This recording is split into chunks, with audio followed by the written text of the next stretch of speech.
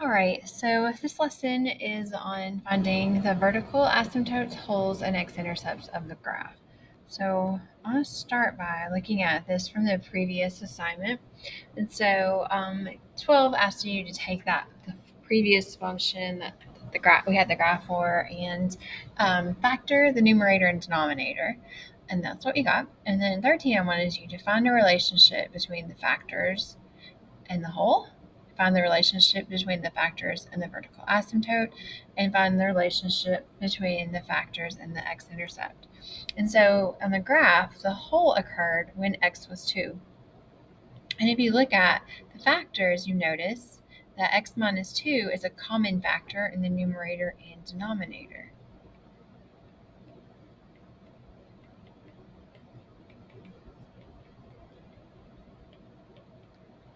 All right. Then the vertical asymptote occurred when x was -1. And if you look at the factors, there's a factor of x plus 1 in the denominator that's not common.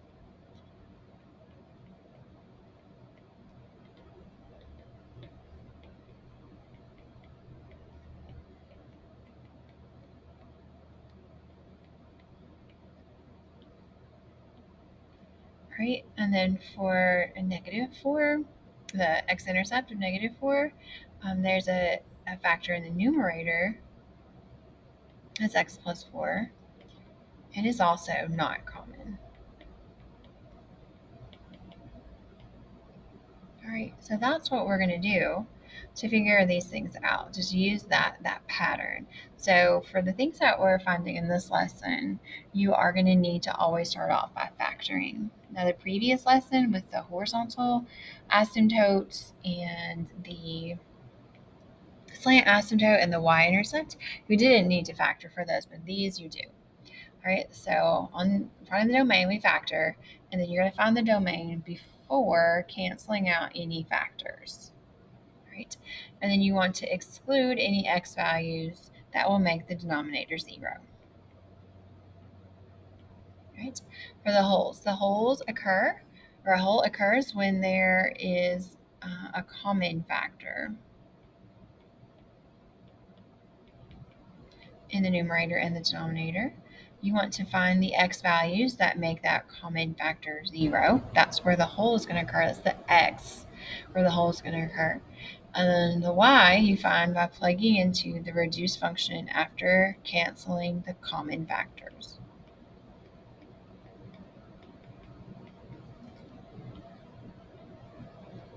All right. Then the vertical asymptotes. The vertical asymptotes are going to come from the factors that don't cancel in the denominator. And you're going to find the x value that makes these factors 0. That's where the vertical asymptote is going to be. And then your x-intercepts are going to come from the factors in the numerator that don't cancel.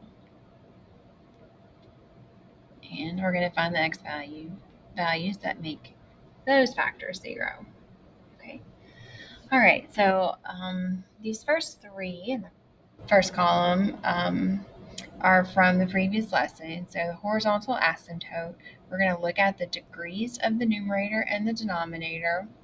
And since they are the same, we are going to take the leading coefficient of the numerator and divide it by the leading coefficient of the denominator. And then anytime there is a horizontal asymptote, there is not going to be a slant asymptote.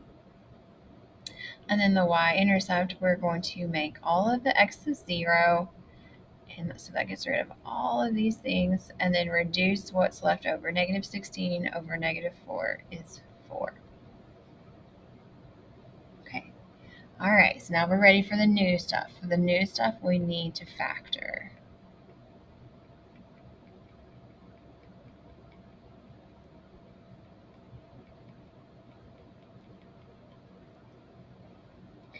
So on the domain, we're going to exclude anything that's going to make the denominator 0. So there's two things that would make the denominator 0 when x is -4 and where x is 1.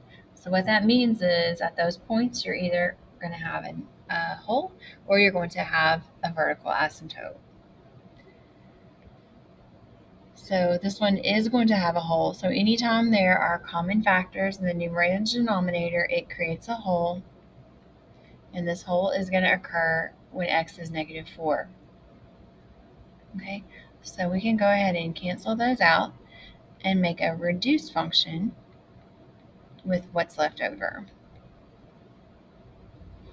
And then I can take that -4, and put it in for both of those x's.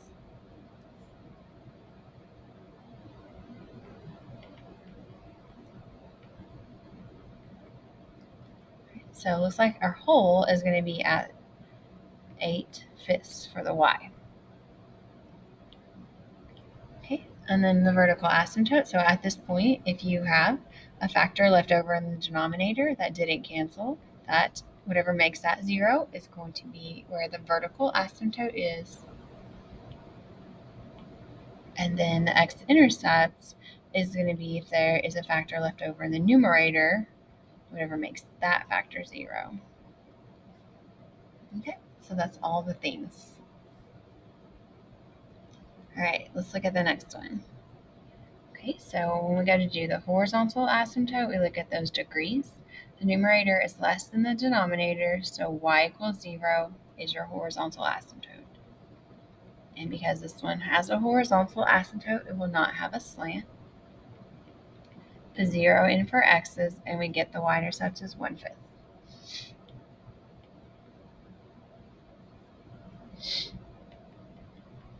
Okay, so now to do the new things, I'm going to factor and exclude -5 and 2 from the domain because that would make us have 0 in the denominator.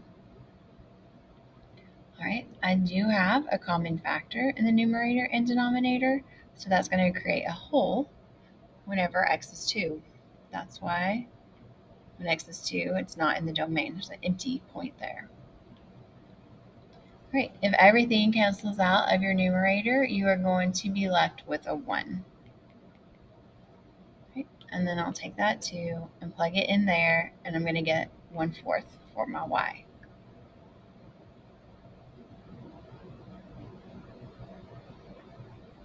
I'm just kidding. I don't know where I got 1/4 because I should have brought down a +5.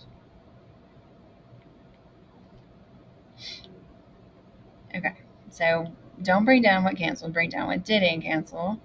Sorry, and that's going to be 1/7.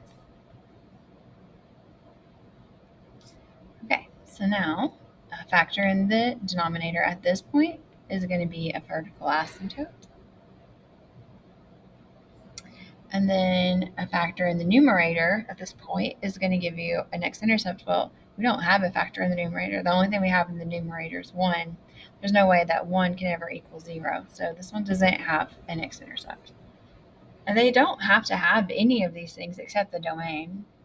So we get to put none on any of these different things except the domain. All right, so this last one is not going to have a horizontal asymptote because the numerator degree is greater than the denominator. Because it's exactly 1 greater, it is going to have a slant asymptote that we would find by dividing the numerator by the denominator.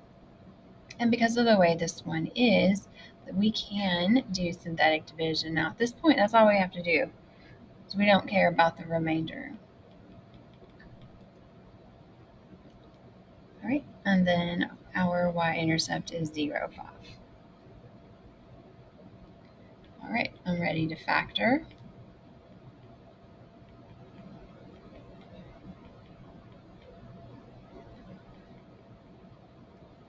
So we would exclude 4 from the domain.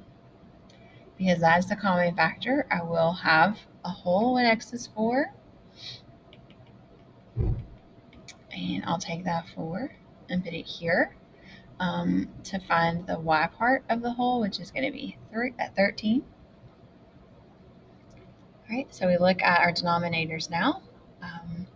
We don't have a factor in the denominator, so that means we're not going to have a vertical asymptote, which is perfectly fine.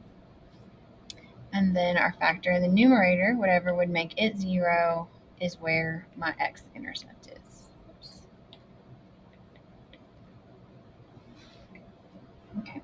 So then you have some practice to do for that worksheet. And then the ones on the back is just asking for one thing. So you only factor if you're looking for the things from today: domain, whole, vertical asymptote, x-intercept. So anytime you're looking for horizontal asymptote or slant asymptote or the y-intercept, you don't have to factor. And I say that because I didn't make sure that these would factor. So you don't have to factor. Don't factor, please.